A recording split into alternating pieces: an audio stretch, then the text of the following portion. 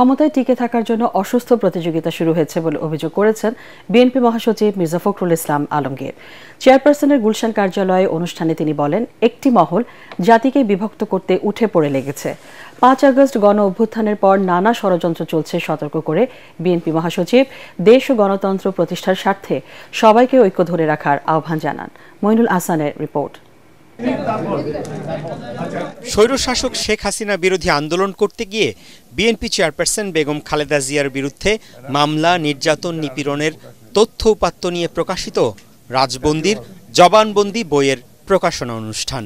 চেয়ারপারসনের গুলশান কার্যালয়ে অনুষ্ঠানে প্রকাশিত বইকে ন্যায় বিচার অর্জনের লড়াইয়ে এক মহাকাব্য হিসেবে উল্লেখ করা হয়। যখন আমরা আন্দোলন শুরু করেছি তখন থেকেই বিএনপি মহাসচিব বলেন, জনগণের বিপক্ষে অবস্থান নিয়ে কেউ টিকে থাকতে পারে না। শেখ হাসিনার পরিণতি তারই প্রমাণ। ইতিহাসের কি অমোঘ বিধান যে আজকে দেশনেত্রী বেগম খালেদা জিয়া মুক্ত হয়ে তিনি চিকিৎসার জন্য লন্ডনে গেলেন এবং গেলেন রাষ্ট্রীয় মর্যাদা নিয়ে। আমাদের ভারপ্রাপ্ত চেয়ারম্যান সাহেব তিনি মুক্ত হবেন অল্প দিনের মধ্যেই পুরোপুরি কেস থেকে, তিনিও এসে আমাদের মাঝে উপস্থিত হবেন। দেশ স্বৈরশাসন মুক্ত হলেও এখনো নানা ষড়যন্ত্র চলছে বলে অভিযোগ করেন মির্জা ফখরুল। হাসিনা পালানোর পর থেকে আমরা কেন জানি না নিজেদেরকে আবার সেই পুরো বিশ্বাস ফিরিয়ে আনতে পারছি না, ঐক্যের জায়গাটাতে থাকতে পারছি না। অসুস্থ একটা প্রতিযোগিতা শুরু হয়েছে ক্ষমতায় টিকে থাকবার জন্য। আর ক্ষমতা তো টিকে থাকবে তখনই যখন এটাকে তুমি সেটেল করতে পারবে, স্টেবিলিটি আসবে, স্থিতিশীলতা আসবে। কিছু মানুষ একেবারে যেন ডেসপারেট হয়ে গেছে, তারা দেশকে ভাগ করবে, আবার জনগণকে বিভক্ত করবে। এখন বিভিন্ন রকম কথা বলছে, বিভিন্ন রকম আপনার উস্কানি দিচ্ছে, উস্কানিমূলক কথা হচ্ছে। আপনারা দয়া করে এগুলোর মধ্যে যাবেন না। বিএনপি সংস্কারের পক্ষে দাবি করে তিনি এও বলেন, জনসমর্থন ছাড়া কোনো সংস্কারই গ্রহণযোগ্য, টেকসই হবে না। সংস্কার অবশ্যই লাগবে, কিন্তু সেই সংস্কারটার যে পেছনে যে শক্তিটা লাগবে সেটা হচ্ছে একটা নির্বাচিত পার্লামেন্ট, নির্বাচিত সরকার।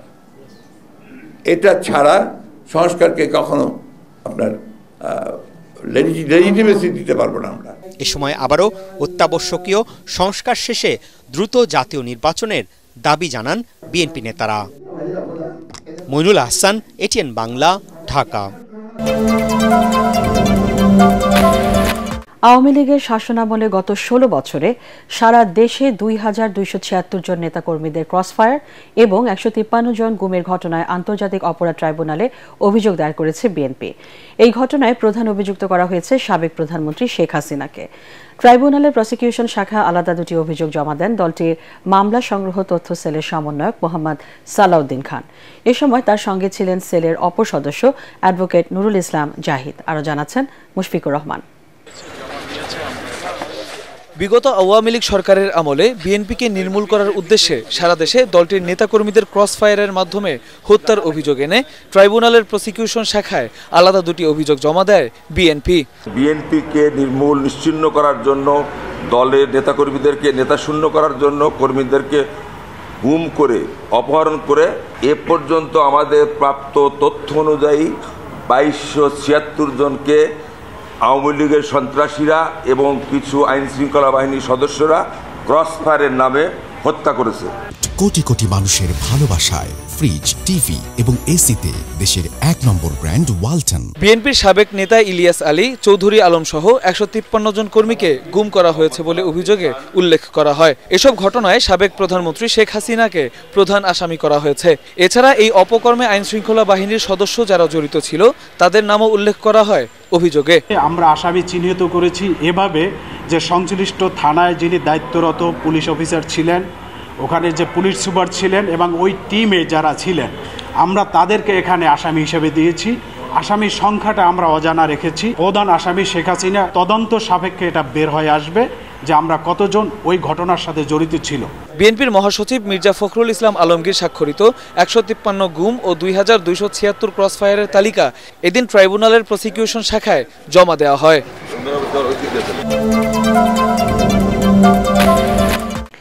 ভরা মৌসুমেও অস্থির দেশের চালের বাজার। এক মাসের ব্যবধানে কেজিতে দাম বেড়েছে 10 থেকে 12 টাকা। এর জন্য মিলার আর কর্পোরেট ব্যবসায়ীদের সিন্ডিকেটকে দুষছেন পাইকাররা। বাণিজ্য উপদেষ্টা বলছেন, সরকারের কাছে আলাদিনের চেরাগ নেই যে ঘষা দিলেই দাম কমবে। সুফল পেতে বিভিন্ন দেশ থেকে চাল আমদানি ও শুল্ক ছাড় দেওয়া হয়েছে। তিনি জানান, অনিয়মের কারণে টিসিবির 37 লাখ কার্ড বাতিল করা হয়েছে। মাহবুব কবির চপলের রিপোর্ট। আবারও শুরু হয়েছে চাল নিয়ে চালবাজি। আমনের পর্যাপ্ত চাল মজুদ থাকলেও লাফিয়ে লাফিয়ে বাড়ছে দাম। চিকন চালের দাম বেড়েছে কেজিতে 12 টাকা পর্যন্ত। এর জন্য সেই পুরনো সিন্ডিকেটকেই দায়ী করছেন বিক্রেতারা। মাসের ব্যবধানে প্রতি কেজিতে বাড়ছে আপনার কোনো চাল 10 টাকা থেকে 12 টাকা। মিনিকেটের দামটাই সবচেয়ে বেশি বাড়ছে। টাকা দিলে মালের অভাব নেই, দাম যখনই আমরা কিনতে যাই দাম বাড়তি। চালের উপরে যে ব্যাট ট্যাক্স ছিল ওটা কিন্তু মকুব করে দিচ্ছে, প্লাস উনি কিন্তু বাইরের থেকে আমদানি করছে। তারপরে সিজন আসছে, দেশে কিন্তু ধান চালের অভাব নাই, পর্যাপ্ত পরিমাণ ধান চাল আছে। কর্পোরেট কোম্পানি আছে আর মেলাররা আছে, সিন্ডিকেটকে করিয়া মনে করেন এই চালের দামটা বাড়াইয়া এই 15-20 দিনের মধ্যে ভোক্তাদের থেকে আমাদের থেকে কোটি কোটি টাকা হাতিয়ে নিয়েছে। সরকার বলছে চালের বাজার সহনীয় রাখতে ভারত, পাকিস্তান ও মিয়ানমার থেকে আমদানি করা হচ্ছে। প্রায় শূন্য করা হয়েছে আমদানি শুল্ক।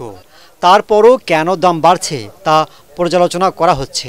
এর জন্য ধৈর্য ধরার আহ্বান জানান বাণিজ্য উপদেষ্টা। আমার কাছে মনে হচ্ছে সময়টা সাময়িক। আপনি তো মানে কোনো আলাদিনের চারাগ নেই যেটাতে আপনি যে সুইচ দিলেন কালকেই মার্কেটটা ঠিক হয়ে যাবে। যে ব্যত্যয়টা চালের বাজারে দেখছি সেটাকে হ্যান্ডেল করার জন্য, অ্যাড্রেস করার জন্য আমরা আমদানিকে আরো বেশি উদার করেছি। কয়েক লক্ষ টন চাল সরাসরি আমদানি হচ্ছে, বার্মা থেকে হচ্ছে, পাকিস্তান থেকে হচ্ছে, ভারত থেকে হচ্ছে। সো আগামী 3 মাস বাজারের যে একটা সাময়িক অবস্থা তৈরি হয়েছে, আমরা আশা করি ইনশাল্লাহ এটা ঠিক হয়ে যাবে। তিনি বলেন, নিম্ন আয়ের মানুষের সুবিধায় সারা দেশে টিসিবির কার্যক্রম বাড়ানো হয়েছে। দুর্নীতির কারণে 1 কোটির মধ্যে 37 লাখ কার্ড বাতিল করেছে সরকার। 1 কোটি পরিবারের কার্ডের মধ্যে প্রচুর দুর্নীতি ছিল, যারা বেঠিক ছিল, যা ডুপ্লিকেশন ছিল, তাদেরকে বাদ দেওয়া হয়েছে। আসন্ন রোজায় পণ্যের পর্যাপ্ত যোগান ও দাম সহনীয় রাখতে সরকার কাজ করছে বলেও জানান বাণিজ্য উপদেষ্টা। আমরা রমজান কেন্দ্রিক আমাদের যদি যে প্রস্তুতির কথা বলেন, আমরা মনে করি আমরা সামগ্রিকভাবেই প্রস্তুত। 43তম বিসিএসে বাদ পড়াদের বেশিরভাগই চাকরিতে যোগদানের সুযোগ পাবেন। শিগগিরই নতুন গেজেট প্রকাশ করা হবে। সচিবালয়ে ডিজিএফআই এবং এনএসআই এর প্রতিনিধিদের সাথে বৈঠক শেষে এসব তথ্য জানান জনপ্রশাসন সচিব। সাংবাদিকদের প্রশ্নের জবাবে তিনি জানান, চলতি অর্থবছর থেকেই সরকারি চাকরিজীবীদের মহার্ঘ ভাতা দেওয়া হবে। মাহবুব কবির চপলের আরেকটি রিপোর্ট। বিসিএস এর কয়েকটি ধাপের যুদ্ধ শেষে চাকরিতে যোগদানের আগ মুহূর্তে বাদ দেওয়ায় হতাশায় ভেঙে পড়েন ভুক্তভোগীরা। 1 জানুয়ারি থেকেই সচিবালয়ের সামনে অবস্থান নেন তারা। জানা যায়, নেতিবাচক গোয়েন্দা প্রতিবেদনের কারণেই বাদ পড়েন 267 জন। ধর্মীয় কিংবা রাজনৈতিক পরিচয় সামনে আসে। এতে সরকারের বিরুদ্ধে সমালোচনা শুরু হয়। বৃহস্পতিবার সচিবালয়ে ডিজিএফআই ও এনএসআইয়ের প্রতিনিধিদের সাথে বৈঠকে বসেন জনপ্রশাসন সচিব। পরে তিনি জানান, বাদ পড়াদের বেশিরভাগই শিগগিরই গেজেটভুক্ত হবেন। মেডিকেলের স্বেচ্ছায় অনেকে আসেনি, তারা চাকরি করবে না, কিন্তু 227 জনকে দিয়ে আমরা পুনর্বিবেচনা করার জন্য এই কাজ করে আমাদের একটা পর্যায়ে আসলো। আমরা আশাবাদী এই যে 227 বললাম, এর মেজরিটি, মোর দ্যান মেজরিটি আপনারা এই যেভাবে বিজ্ঞাপন জারি হয়েছে যারা নর্মাল, তাদের পক্ষেও জারি হবে। ফৌজদারি অপরাধ, রাষ্ট্রদ্রোহী অপরাধ, অথবা স্কুল কলেজ ইউনিভার্সিটি বহিষ্কৃত হয়েছিল, অথবা এমন কোনো ধরনের হিডেন অপরাধ সে করেছে যেটা সামনে আসছে, এরা ছাড়া বাকি আমি মনে করি এদের নিয়োগ প্রাপ্তিতে শুধু একটা প্রক্রিয়ার ব্যাপার, দে উইল গেট ইট। এটা যত সংক্ষিপ্ত সময় করা যায়, 2টা অফিস লাগবে, কিন্তু কিভাবে উল্লেখ করবে? এটা যাবে প্রধান উপদেষ্টার অফিস যাবে, রাষ্ট্রপতির অফিস যাবে, নামবে, জি হবে। আমার হাতে থাকলে বলতাম কালকে।